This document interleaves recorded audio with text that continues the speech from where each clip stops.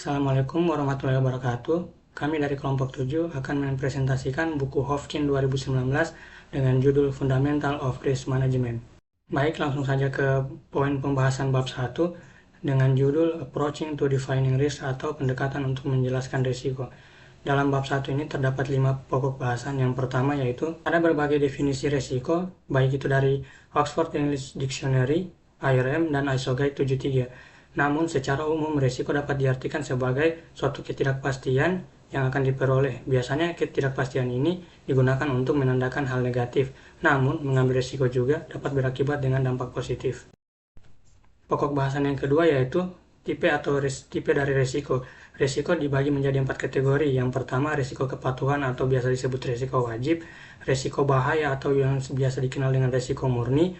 Yang ketiga itu mengendalikan ketidakpastian atau risiko, dan yang keempat yaitu risiko peluang atau risiko spekulatif. Poin yang ketiga yaitu inherent level of risk. Risiko sendiri memiliki berbagai jenis penilaian, tetapi tujuan dari penilaian risiko adalah untuk meminimalisir dampak negatif dari pengambilan risiko. Baik, poin keempat berkaitan dengan risk classification system atau sistem klasifikasi risiko. Risiko sendiri dapat dikategorikan atau diklasifikasikan berdasarkan sifat atribut risiko menurut skala dan waktu, serta sumber risiko juga dapat digunakan sebagai dasar untuk menentukan risiko. Assalamualaikum warahmatullahi wabarakatuh. Perkenalkan, nama saya Salman Al-Fahri dengan NIM B1B1211180. Baik, langsung saja. Risk likelihood and magnitude, yang dimana paling baik ditunjukkan dengan menggunakan peta risiko atau matriks risiko. Yang dimana metode ini adalah metode yang umum digunakan untuk mengilustrasi kemungkinan risiko dan besarnya atau tingkat keparahan peristiwa jika risiko terwujud. Sebagai contoh, ada itu merger yang melibatkan Delta Airlines dan Northwest Airlines, yang dimana matriks ini juga digunakan di seluruh buku untuk memberikan representasi visual dari risiko. Kemudian matriks risiko juga dapat digunakan untuk mencatat tingkat risiko yang melekat saat ini atau residu dan target. Nah, kemudian ada impact of risk on organization, yang dimana yang pertama itu ada risk important. Dengan mengambil pendekatan proaktif terhadap risiko dan manajemen risiko, organisasi akan dapat mencapai 3 bidang peningkatan berikut. Yang pertama, operasi akan menjadi efisien karena peristiwa dapat menyebabkan gangguan yang diidentifikasi terlebih dahulu. Kemudian tindakan yang diambil untuk mengurangi kemungkinan terjadi peristiwa tersebut dan mengurangi kerusakan yang disebabkan oleh peristiwa tersebut. Kemudian ada impact of hazard risks, yang dimana impact of hazard risks ini dapat merusak tujuan organisasi dan tingkat dampaknya dapat menentukan signifikannya. Risiko atau bahaya hanya memiliki hasil negatif. Manajemen risiko bahaya mencakup isu-isu seperti kesehatan dan keselamatan di tempat kerja, pencegahan kebakaran, kerusakan properti, dan konsekuensi produk catat. Kemudian ada attainment of risk, yang dimana risiko signifikan dapat diidentifikasi dengan mempertimbangkan ketergantungan utama organisasi, tujuan perusahaan, harapan pemangku kepentingan, dan analisis proses interorganisasi. Risiko cenderung lebih besar dan situasi perubahan, sehingga mengaitkannya dengan tujuan perubahan adalah pendekatan yang masuk akal, meskipun analisis setiap tujuan tidak selalu mengungkapkan risiko secara kuat. Tujuan perusahaan harus disajikan sebagai pernyataan yang lengkap tentang tujuan jangka pendek, menengah, dan panjang agar bermanfaat bagi organisasi. Kemudian ada risk and reward, yang dimana manajemen risiko melibatkan pengambilan risiko oleh organisasi untuk mencapai imbalan. Ketika menilai risiko, organisasi harus memiliki pemahaman penuh tentang eksposur risiko dan memastikan bahwa eksposur tersebut sesuai dengan selera risiko organisasi. Organisasi harus memastikan memiliki sumber daya yang cukup untuk menutupi eksposur risiko yang diambil. Kemudian ada risk and uncertainty, yang dimana risiko sering didefinisikan sebagai ketidakpastian hasil. Definisi ini dianggap teknis tetapi tetap berguna, terutama dalam konteks manajemen risiko pengendalian. Risiko konten jenis risiko yang paling sulit diidentifikasi dan didefinisikan. Kemudian ada attitude to risk, yang dimana organisasi yang berbeda memiliki sikap yang berbeda terhadap risiko. Beberapa cenderung menghindari risiko, sementara yang lain bersifat agresif terhadap risiko. Risiko harus dipertimbangkan dalam konteksnya karena keputusan yang tampak agresif mungkin sebenarnya adalah upaya untuk mengejar peluang yang tidak boleh dilewatkan. Kemudian, manajemen risiko yang sukses membantu memastikan bahwa keputusan strategis yang tampak berisiko tinggi dibuat berdasarkan informasi yang lengkap dan akurat. Salah satu manfaat utama manajemen risiko adalah peningkatan kekokohan dalam kegiatan mengambil keputusan. Kemudian, risk and triggers, yang dimana risiko sering didefinisikan sebagai ketidakpastian hasil yang relevan terutama dalam manajemen risiko pengendalian. Sumber risiko dapat diklasifikasikan menjadi tingkat strategis, taktis, operasional, dan keputusan. Sementara dampaknya dapat dilihat sebagai keuangan, infrastruktur, reputasi, dan pasar. Sekian dari saya. Baik, perkenalkan nama saya Muhammad Fitra dengan NIM B1B1211158. Di sini saya akan melanjutkan materi yaitu Impact of Risks on Organizations. Bab Risk Management and Botai. Salah satu metode paling populer untuk menganalisis risiko adalah menggunakan pendekatan dasar kupu-kupu. Di mana pendekatan dasar kupu-kupu memberikan cara yang sederhana dan efektif untuk menganalisis risiko guna mendapatkan pemahaman yang lebih baik. Bab berikutnya yaitu Types of Risks. Bab pertama yaitu Time Scale of Risk Impact. Risiko dapat diklasifikasikan dalam banyak cara. Klasifikasi risiko sebagai dampak jangka panjang, menengah, dan pendek adalah sangat berguna. Risiko yang dapat diasuransikan seringkali merupakan risiko jangka pendek.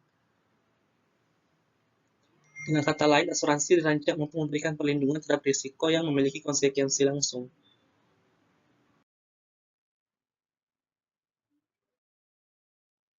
Pertimbangan penting bagi organisasi adalah apa yang menjadi mekanisme pemicu yang menyebabkan risiko. Mungkin saja organisasi menghadapi sejumlah risiko serius dan melihat antaranya mungkin bencana. Bab kedua yaitu Four Type of Risks. Risiko dapat dibagi menjadi 4 kategori, yaitu risiko kepatuhan, risiko bahaya, mengendalikan risiko, dan risiko peluang. Risiko bahaya adalah risiko yang hanya dapat menghambat pencapaian misi perusahaan. Risiko pengendalian adalah risiko yang menimbulkan keraguan tentang kemampuan untuk mencapai misi organisasi.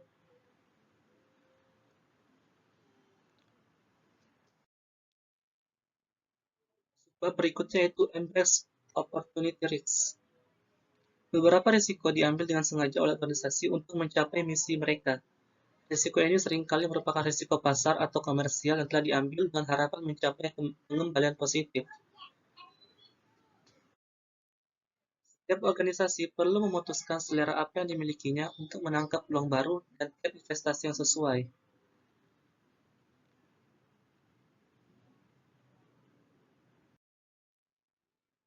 Yang subbab keempat yaitu Manage Uncertainty Risks. Saat melakukan proyek dan menerapkan perubahan, organisasi harus menerima tingkat ketidakpastian. Ketidakpastian atau risiko pengendalian adalah bagian yang tak terhindarkan dari melakukan proyek. Demikian presentasi dari saya. Selanjutnya kepada teman saya.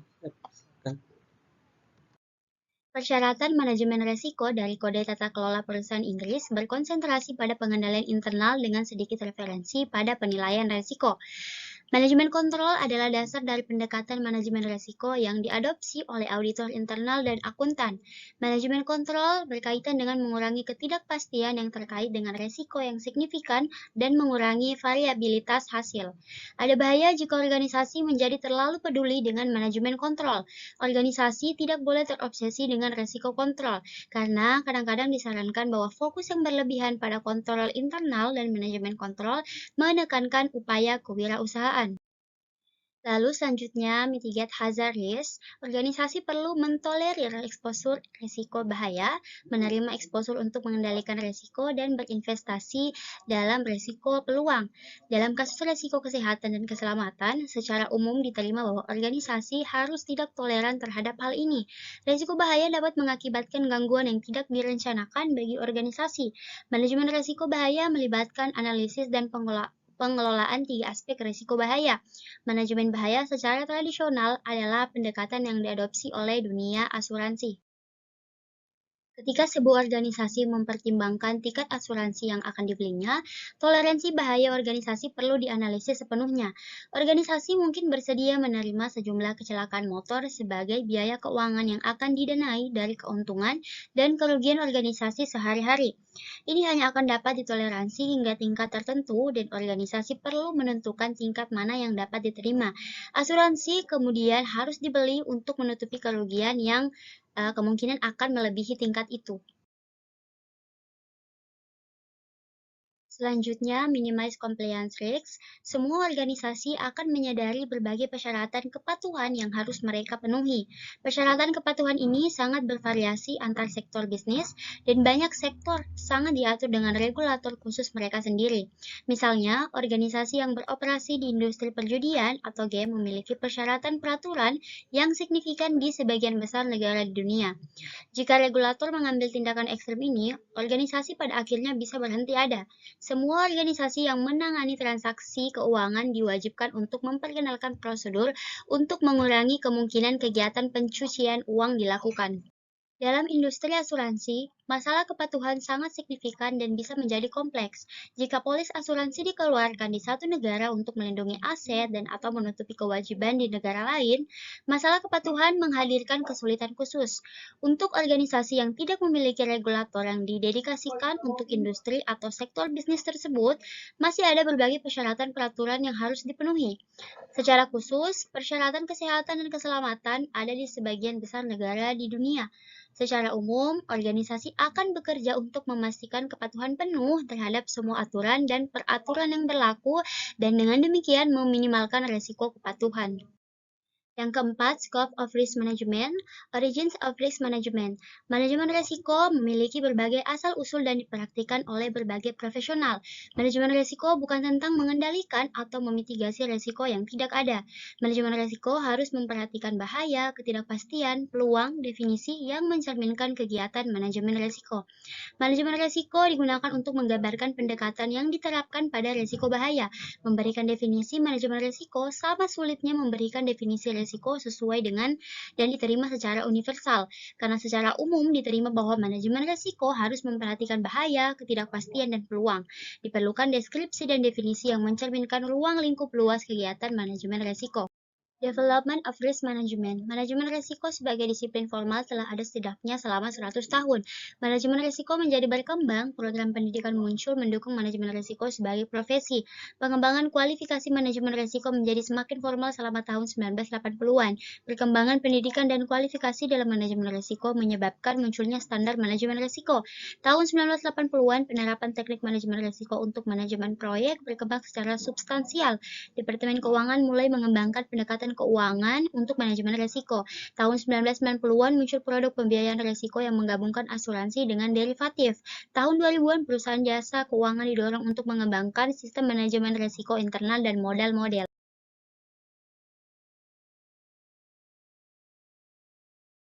Krisis keuangan tahun 2008 mempertanyakan kontribusi manajemen risiko terhadap kesuksesan perusahaan, terutama di lembaga keuangan.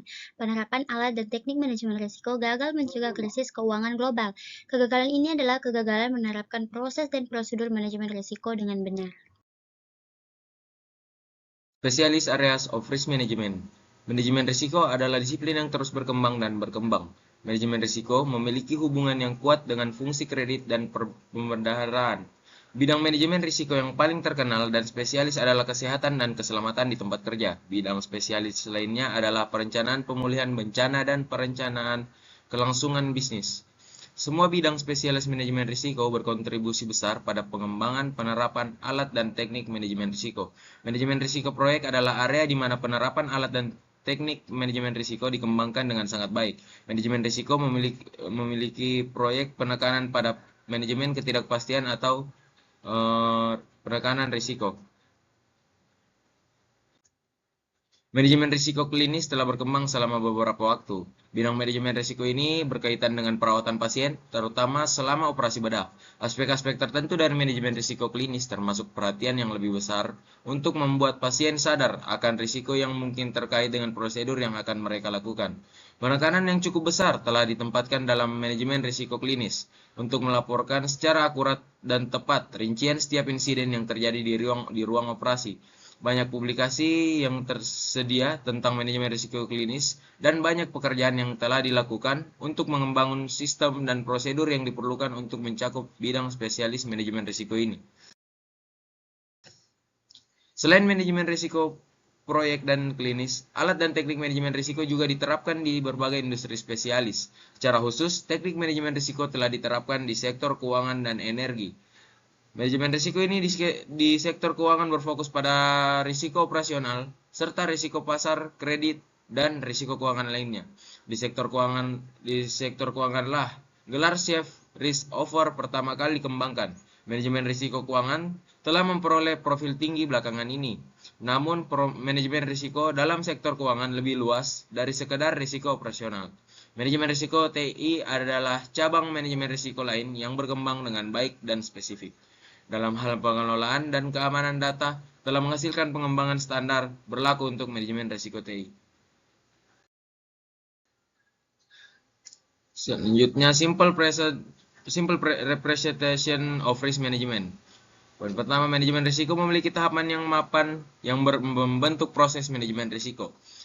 Manajemen risiko dapat meningkatkan manajemen proses inti organisasi dengan memastikan bahwa dependensi utama dianalisis, dipantau, dan ditinjau. Organisasi harus memastikan bahwa proses manajemen risiko diulang sesering dan diperlukan untuk mengatasi kesulitan snapshot dan status risiko yang dihadapi organisasi. Ini akan memastikan bahwa manajemen risiko tetap menjadi aktivitas yang dinamis.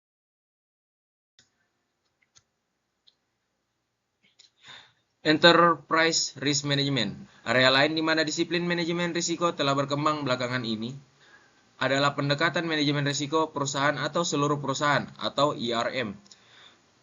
Fitur utama yang membedakan ERM dari apa yang mungkin dianggap manajemen risiko yang lebih tradisional adalah pendekatan yang lebih terintegrasi atau holistik yang diambil dalam ERM. Dalam banyak hal, ini dapat dianggap sebagai filosofi pemersatu yang menyatukan manajemen semua jenis risiko daripada pendekatan baru atau berbeda. Ketika organisasi mempertimbangkan semua risiko yang dihadapinya dan bagaimana risiko ini dapat mempengaruhi strategi proyek dan operasinya, maka organisasi tersebut memulai pendekatan manajemen risiko perusahaan. Asosiasi Manajemen Risiko Amerika Serikat Risk and Insurance Management Society atau disingkat RIMS mendefinisikan manajemen risiko perusahaan sebagai berikut.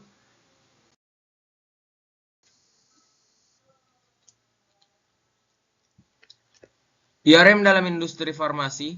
Contoh yang baik dari pendekatan IRM adalah industri farmasi. Jika seorang bergantung pada obat tertentu, maka penting bahwa obat tersebut selalu tersedia. Dari sudut pandang perusahaan farmasi, berarti bahwa proses inti organisasi harus menjadi proses ketersediaan obat yang konstan.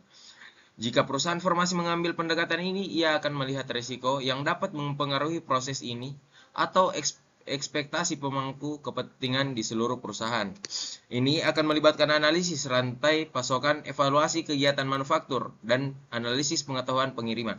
Risiko terhadap pasokan berkelanjutan akan mencakup tidak tersedianya bahan gangguan pada kegiatan manufaktur, kontaminasi produk, penggunaan dalam pengaturan transportasi pasokan. Baik, risiko atau praktik manajemen risiko tidak perlu berkembang dari bahaya ke kontrol ke peluang. Yang kedua, faktanya risiko dapat mundur dalam keadaan tertentu. Yang ketiga, pada suatu waktu risiko tertentu akan menjadi jenis tertentu dalam suatu organisasi. Selanjutnya, manfaat dapat diperoleh dari keberhasilan manajemen risiko tersebut pada tingkat kecanggihan yang sesuai pada saat itu. Singkatnya, manajemen risiko hanya perlu secanggih yang dibutuhkan organisasi untuk membawa manfaat. Pada titik ini dapat dikatakan bahwa terlalu banyak perhatian dan kekhawatiran tentang risiko dan manajemen risiko akan menyebabkan organisasi merusak operasinya. Ketika tingkat kecanggihan meningkat dan para profesional manajemen risiko menjadi sadar akan pendekatan alternatif untuk manajemen risiko, mereka harus menghargai kontribusi yang dapat dibuat oleh pendekatan lain. Perkembangan pendekatan manajemen risiko dapat diringkas sebagai berikut. Yang pertama itu manajemen kepatuhan tidak boleh dilakukan secara terfragmentasi, bahkan jika standar kepatuhan yang sangat baik maka akan tercapai. Terus kedua, spesialis manajemen bahaya mungkin menemukan bahwa ada kecenderungan ke arah keinginan untuk mempertahankan lebih banyak risiko yang dapat diasuransikan, atau bisa dibilang dan membeli lebih sedikit asuransi sebagai hasil dari pendekatan yang lebih holistik untuk manajemen risiko. Spesialis manajemen kontrol tidak boleh memeras semangat kewirausahaan dan upaya keluar dari organisasi. Perencanaan strategi harus menyadari bahwa alat dan teknik manajemen risiko dapat berkontribusi pada keputusan strategis yang lebih baik dan keberhasilan eksploitasi peluang bisnis. Pendekatan alternatif untuk meningkatkan tingkat kecanggihan manajemen risiko atau kematangan manajemen risiko adalah pendekatan terfragmentasi, terorganisir, berpengaruh, terkemuka atau foil. 5. Prinsip and Aims of Risk Management. Principles of Risk Management. Yang poin pertama itu prinsip utama manajemen risiko adalah memberikan nilai bagi organisasi. Kedua, kegiatan manajemen risiko dirancang untuk mencapai hasil terbaik dan mengurangi volatilitas atau ketidakpastian hasil. Ketiga, banyak daftar prinsip menetapkan deskripsi tentang aktivitas manajemen risiko, apa yang seharusnya dan apa yang harus dicapai. Penting untuk membedakan antara apa yang telah dicapai oleh inisiatif manajemen risiko dan sifat kerangka kerja manajemen risiko yang akan diterapkan. Disarankan bahwa inisiatif manajemen risiko yang sukses dan kerangka kerja itu akan pertama sebanding dengan tingkat risiko dalam organisasi, kedua itu selaras dengan kegiatan bisnis lainnya, ketiga komprehensif, sistematis, dan struktur. Keempat, tertanam dalam prosedur dan protokol bisnis. Kelima, dinamis, berulang, dan responsif terhadap perubahan. Principles of Risk Management. Di sini ada 5 prinsip. Yang pertama, proporsional. Di sini dijelaskan bahwa kegiatan manajemen risiko harus sebanding dengan tingkat risiko yang dihadapi oleh organisasi. Yang kedua itu selaras, kegiatan IRM perlu diselaraskan dengan kegiatan lain dalam organisasi. Yang ketiga ada komprehensif, agar sepenuhnya efektif maka pendekatan manajemen risiko harus komprehensif atau sesuai. Terus tertanam, kegiatan manajemen risiko perlu tertanam dalam organisasi atau terus menerus tidak kehilangan. Yang terakhir ada dinamis. Kegiatan manajemen risiko harus dinamis dan responsif terhadap risiko yang muncul dan berubah.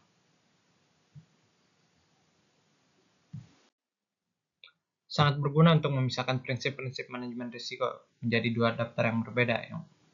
Terus apa yang seharusnya menjadi karakteristik manajemen risiko dan apa yang harus diberikannya seperti yang tercantum di bawah. Yang pertama itu ada kewajiban, wajib yang ditempatkan pada organisasi. Kedua, jaminan mengenai pengelolaan risiko yang signifikan. Artinya pengelolaan risiko yang signifikan ini harus ada backupan atau feedback dari risiko yang dikelola. Terus ketiga, keputusan yang memperhatikan sepenuhnya pertimbangan risiko. Terus yang keempat, proses inti yang efektif dan tentunya efisien. Tujuan manajemen risiko untuk objektifnya itu ada 4. Yang pertama wajib. Di sini dijelaskan bahwa tujuan dasar dari setiap inisiatif manajemen risiko adalah yang pastinya untuk memastikan kesesuaian dengan aturan, peraturan, dan kewajiban yang berlaku. Terus kedua, asuransi, dewan dan komite audit suatu organisasi. Suatu organisasi akan memerlukan jaminan bahwa manajemen risiko dan kegiatan pengendalian internal mematuhi PCET. Ketiga, pengambilan keputusan. Dalam pengambilan keputusan ini, kegiatan manajemen risiko harus memastikan bahwa informasi berbasis risiko yang tepat tersedia untuk mendukung pengambilan keputusan. Terakhir ada proses inti yang efektif dan efisien. Pertimbangan manajemen risiko akan membantu mencapai strategi, taktik, operasi, dan kepatuhan yang efektif dan efisien untuk memastikan hasil terbaik dengan mengurangi volatilitas hasil.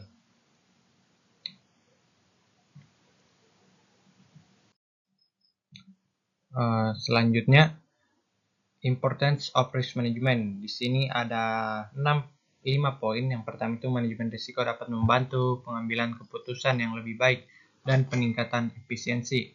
Kedua, manajemen risiko juga dapat berkontribusi pada penyediaan jaminan yang lebih besar kepada pemangku kepentingan. Ini juga dapat membantu para organisasi berjalan lebih baik lagi.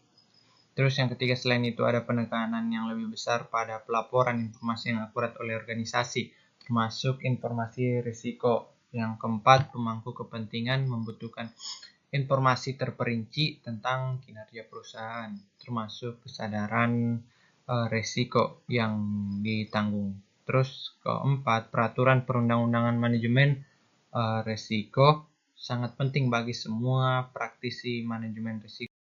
Materi selanjutnya yaitu Importance of Risk Management. Ketika memutuskan pentingnya manajemen risiko dalam organisasi, desain inisiatif manajemen risiko dan kerangka kerja harus jelas. Manajemen risiko harus mencerminkan alasan mengapa manajemen risiko dilakukan dalam organisasi. Keputusan ini perlu diambil dengan memperhatikan pendorong manajemen risiko untuk organisasi tertentu. Pendorong mungkin terkait dengan pertimbangan tertentu seperti efektivitas dan efisiensi proses inti operasional. Organisasi harus menunjuk manajer pengendalian kerugian untuk bertanggung jawab dalam pengendalian risiko. Selanjutnya, risk management activities. Manajemen risiko adalah proses yang dapat dibagi menjadi beberapa tahap. Standar manajemen risiko memberikan satu representasi dari tahapan yang terlibat dalam proses manajemen risiko. ISO Guide dan British Standard menggambarkan proses manajemen risiko sebagai penerapan sistematis dari kebijakan, prosedur, dan praktik manajemen. Penerapan sistematis yang dimaksud adalah untuk tugas-tugas komunikasi, konsultasi, menetapkan konteks, mengidentifikasi, menganalisis, mengevaluasi, memperlakukan, memantau, dan meninjau risiko.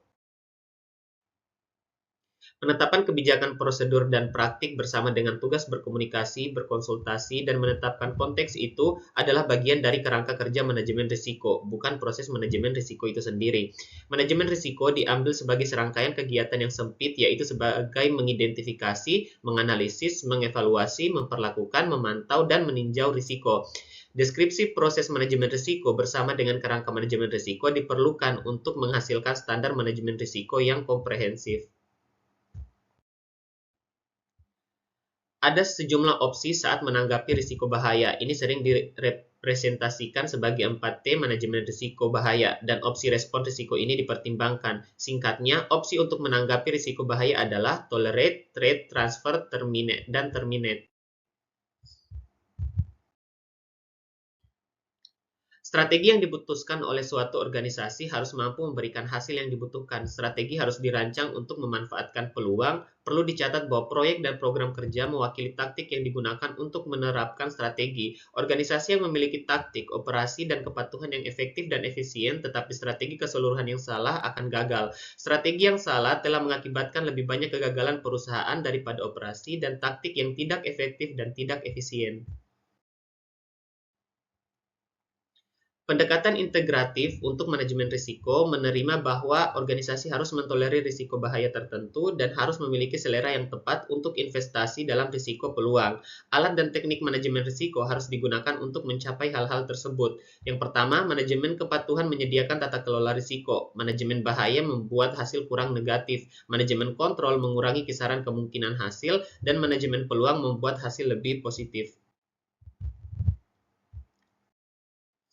Dan yang terakhir ada achieving benefits. Meskipun organisasi mungkin menyadari bahwa ada manfaat dari penerapan manajemen risiko, implementasi yang sukses harus dilakukan sebagai inisiatif atau proyek. Poin terpenting yang harus dibuat adalah bahwa dukungan manajemen senior dan idealnya sponsor anggota dewan sangat penting dalam keberhasilan manajemen risiko. Untuk mencapai manfaat maksimal dari masukan manajemen risiko dalam operasi, organisasi perlu fokus pada pengendalian kerugian. Loss control adalah kombinasi dari pencegahan kerugian, pembatasan kerusakan, dan pengendalian biaya. Dengan melakukan inisiatif manajemen risiko, lebih sedikit gangguan pada operasi, keberhasilan pengiriman proyek, dan keputusan strategis yang lebih baik adalah harapan. Itu dia materi dari kelompok kami. Sekian dan terima kasih. Wassalamualaikum warahmatullahi wabarakatuh.